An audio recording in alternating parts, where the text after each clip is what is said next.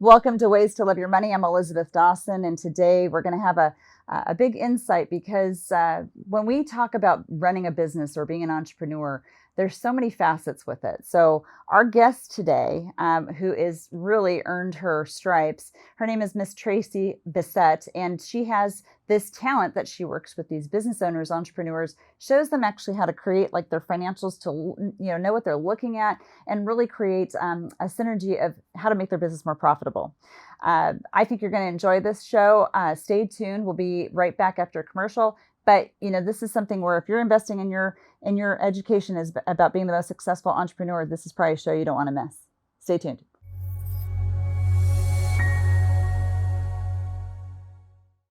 Hi, I'm Elisabeth Dawson, and we'd love for you to take advantage of our complimentary consultation.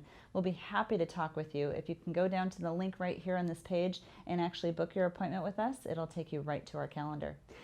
In the event that you become a client of ours, we actually create something like this. It's called a personal financial inventory binder. This is everything that's in your financial world, your estate plan, your insurance, your investments, everything. It's all very well organized inside this book. So when you become a client, this is what you'll receive.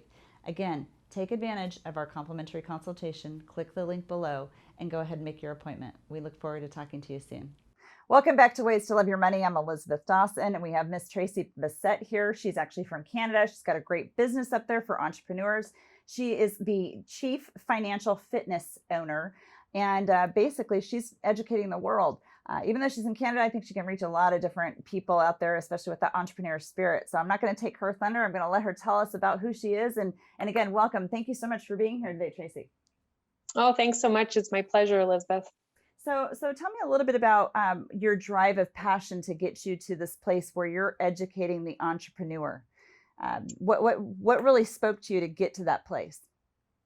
So I have a background in banking, working in commercial lending and risk management for over 16 years, worked in and in support of entrepreneurs. I was really fortunate. I grew up in a family where we talked a lot about money, and I know firsthand how much it can change your life when you're focused on that aspect of your life and as well as in your business and can see the real impact. So it's really my privilege to support entrepreneurs, take that mystery out of the money, help them understand their financial statements and cash flow cycles so then they can focus on what they do best and do as well as they want to on the financial side of their business. So for the entrepreneur today or the business owner today, what do you think their number one challenges are that they're facing today? So number one, I would say it's cash flow, whether it's a lack thereof. Sometimes your business is growing and that's really hungry and it eats cash. So you've got to be prepared for all kinds of different situations, and certainly being proactive by understanding the cash flow cycle of your particular business is going to help you do that. Every industry is different, and even within industries, businesses can have different cash flow cycles. So you've got to get in touch with yours, understand it, and then be able to plan for the future so you can be ready when those cash flow crunches come, because they do impact everybody. Well, and you're talking about cash flow right now. I mean, I'm sure that there's quite a few businesses that you might have been coaching in this past year during the pandemic. Are there any type of industry or any type of businesses that have been having a more difficult time with cash flow than others that maybe haven't been able to innovate? Certainly, restaurants have been having a hard time. Anything tourism related, certainly challenged.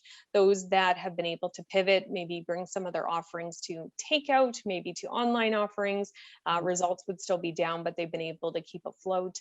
Highly encourage all entrepreneurs listening to make sure you're taking advantage of all of the government supports that are out there. Surprisingly enough, one of the comments I heard from a lot of business owners was, "I'm not so bad off as other people, so I'm not going to look for those supports." And so I think if the government's making money available to you, whether it's a zero interest or low interest loan or it's forgivable funds, you need to make sure you're getting everything that you're entitled to. Well, I think that's actually a really good point because some businesses are saying, gosh, I'm surviving. I'm doing okay. Do I need anything else? In the United States here, we have the Paycheck Protection Program. In Canada, I don't know if you have something similar, but I imagine that you have maybe tools that your country has actually been allowing you to have and see. But when you're looking at this with a business owner, are you helping them to identify where those dollars are going to be best spent? Or in looking at the cash flow, if it can be, if they can create more cash flow or profitability for their business to kind of weather through the storm? Absolutely. And so it's really important that they be looking at not only like, how do I get through this, but if I'm doing well, where can I maybe double down? Where can I invest further?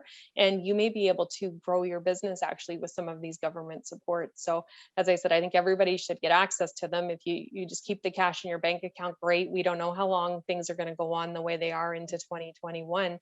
We don't know what's in store for us, but I've seen some that I've worked with where they've actually taken those funds and invested it and been able to grow their business. And as I mentioned, growth is super hungry. So you think that once you're making money and everything's going smoothly, that you're not going to have that cash flow crunch, but you do. And so success brings that challenge with it as well. Well, I think that's important to say because there are businesses that are incredibly thriving right now and they're doing great. And how do they sustain that? And this pandemic, yeah, it's here to stay. We just wonder how we're going to have to navigate through it in the future. Um, you know, you have a lot of wisdom when it comes to business owners and looking at, not just their cash flow, but the pricing, how to make their business more profitable. When someone's looking for an expert like you, what do you, what are they really searching for? Because there's so many entrepreneurs that are saying, I could figure this out myself. And that doesn't necessarily work out the right way.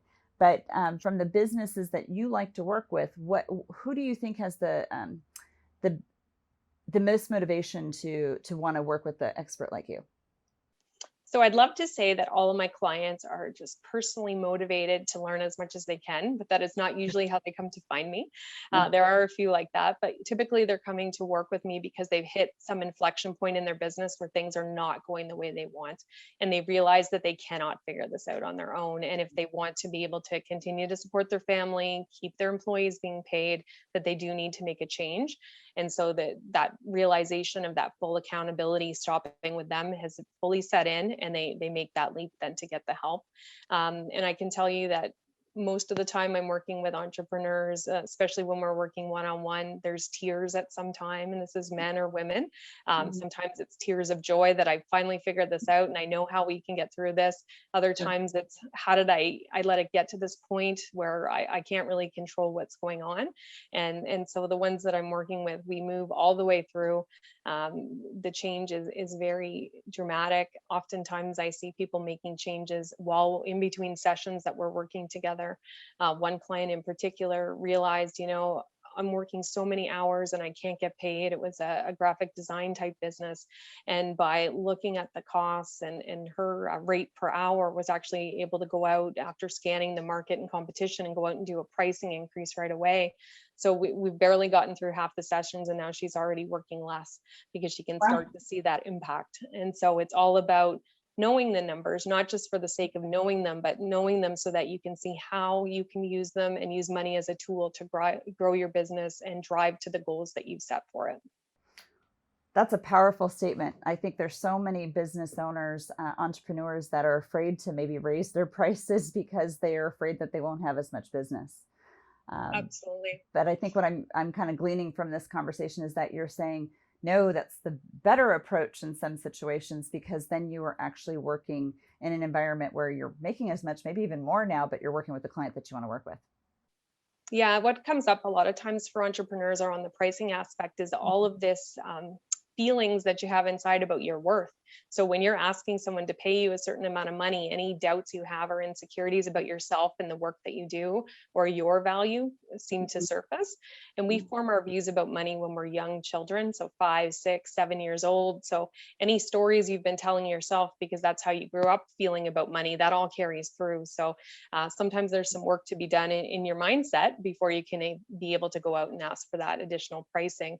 But knowing that you've scanned the market, see what competitors are offering, if you're offering more value, you should be charging that higher price. Absolutely. Well, you just touched on something that's near and dear to my heart too. As a money coach, the conversation about money as children is very rare, and you had a blessing because your family was actually, an educating source for you about how money works or how it really affected you. But you couldn't have said this better. That people today will take their memories of money, their experiences, their perceptions, everything with them throughout life until they're actually going to work on it.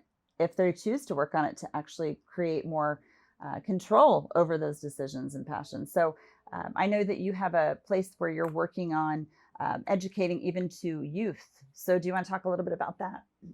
Absolutely. So I know that the younger you start being in control of that aspect of your life, the more positive every aspect is going to be. It affects your health, your relationships, physical health as well as mental health. So it really transcends everything. So I do have a podcast, Young Money, the advice show for millionaires in the making. It's really geared towards 18 to 30-ish an age group, and people who love them, I say, because I've got a lot of parents and grandparents who listen. But every week, the show is really about educating on some subject. Sometimes it's about giving frameworks to evaluate things, such as what are the questions I need to ask myself before I get a credit card. So sometimes it's fun. I can tie pretty much anything into money, but helping people get the information they need, and also how to be able to critically assess things as they're being facing different things, or they're coming across different things in life. So the more they can learn, the better. And we've been going strong for over 3 years, so it's lots of fun. That's exciting. I love that. Do you have a story that maybe you'd want to share from one of your students? I mean, not total specifics, but that maybe is a success story from a child. What's the age group that you're working with? I don't know, but could you share a little bit of an insight there, because I think that's powerful. Absolutely. So I'm a professor as well at a college, and so I'm geared towards those 18 to 30-ish. So they're either in post secondary or they're coming out of it, and story around really creating awareness is around scholarships and being able to use other people's money to fund your post-secondary education. So I've had quite a few students who, through conversations with me and through listening to the podcast, have made it almost like a part-time job, even once they got into post-secondary, to start applying for scholarships. And they realized that by earning $1,000 or $5,000 scholarship, they can either keep working and minimize the debt they're going to have to take on, or they're actually freeing up time to do better in their schoolwork. So it's been really fun to see that. I also always hear horror stories. So I've had students come to me and, Miss, what do I do? My friend has co-signed with her boyfriend for his car. Now they're no longer together. Why is the bank making her pay for that? And so sometimes it's about after the fact awareness, and so that kind of story can then lead other people to learn that up front, so they don't get into that kind of situation themselves. Well, I think that that's incredibly insightful, because our youth needs to have a better relationship with their money so that they can be the success stories of the next decade or two, and more to come. Tracey, I think that you have an insight that most people don't necessarily think about, and the internal education, not only for our youth, but then also going into the entrepreneurial mind, where it's almost like you're like a financial mentor to those people, and they need that. And you've had a lot of experience trying to build that and coach that with your clients. Is there anything that you want to say to those entrepreneurs at this point about, their awareness or a call to action? Absolutely. So I think making money a regular part of your business activities, just like you do for sales, operations, marketing, all that stuff is extremely important. So I do have a gift for your audience, which is a money meeting agenda. So some people will have been piqued in their interest today and want to get started. If you download it from cashcoach.biz, money meeting agenda, you'll be able to get started right away. If it's not something you regularly do, your first meeting might be just looking at the agenda, and that's okay, because everybody is starting somewhere. So you need to start wherever you are. At a minimum, you should be going through this monthly. If you can put it into your calendar, weekly is better. And I'm not talking about a whole day once a week. Let's start with 30 minutes and start taking those positive steps forward. I think that's powerful. Money meeting agenda. So we'll make sure that you have this in the comments, so that if you want to get in tune with that, we'll be able to have a link for you.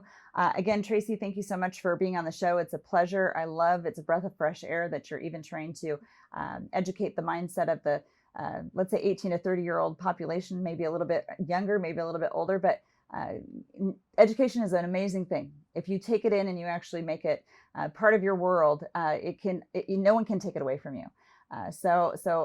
You are definitely a breath of fresh air out there, and I think for business owners out there to become more and more successful, you have to have a better plan, and a consultant that can actually help you look even at your financials the right way, and not just be out there making money. You want to be able to keep making money and also retain as much of it as possible too. So again, thank you so much, Tracey. It's been a pleasure to have you. just stay safe, stay warm. You're up there in the East Coast, so we're just blessed to have you on the show. Thank you again. Thank you, Elizabeth. Have a great day. Wow, what a great interview again with Tracey Bissett. She's a wealth of knowledge. Take her up on her little offer as well. We'll make sure that's in the link below. We need insights as business owners or entrepreneurs, or if we have an idea that we want to grow and make it successful. So take heart on this. All you business owners out there, make sure you get that help that you need to make your business as successful as possible. With that, we do have an audience question. I'm going to read it to you. It says, where should I start when looking to buy a home? I'm having a hard time getting the support I need. It's kind of interesting because through our process, we like the client to talk to us when they want to buy a home because we like to be kind of that macro relationship person in their life because we're talking about money. This is a money show. When we work with our clients, it's all about money and how to do it right. So I would almost say if you don't have a great financial professional, that's maybe where you want to start. In addition, it's making sure that you have a great real estate influencer, expert, someone that's really amazing in the process that's going to explain it. What I've found over the years is that some of these things are just way too intimidating for people to even think that they have an option to do it. Purchasing a home is probably the largest expense you're going to buy. And you probably want to make sure that your finances are in line, but you also want to know the process with a real estate agent and how they take you from here to success and you're in your home. But there's another professional that you're going to need in your life too, and that's a mortgage broker. Someone that really knows your finances is going to treat you fairly and create the best scenario for you to be able to accomplish the purchase that you're looking for. You're going to need to know things about, how much of a down payment do I need to have?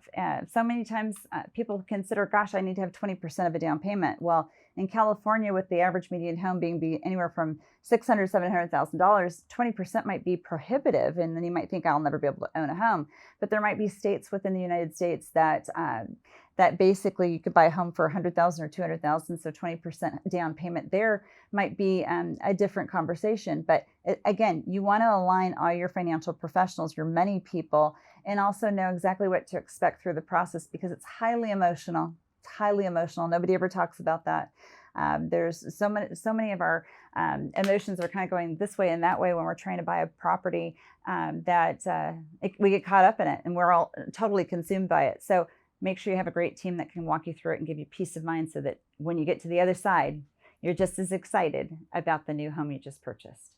Stay tuned. We're going to have more coming next week of, our 5th season here, and I don't think you'll want to miss it. So we'll see you soon.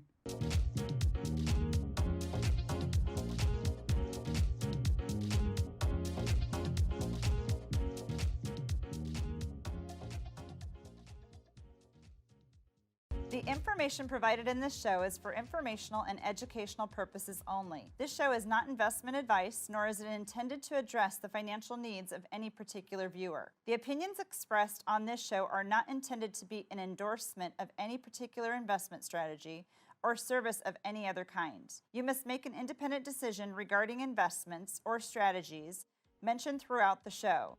Before acting on information in this show, you should consider whether it is suitable for your particular situation and strongly consider seeking advice from a financial advisor.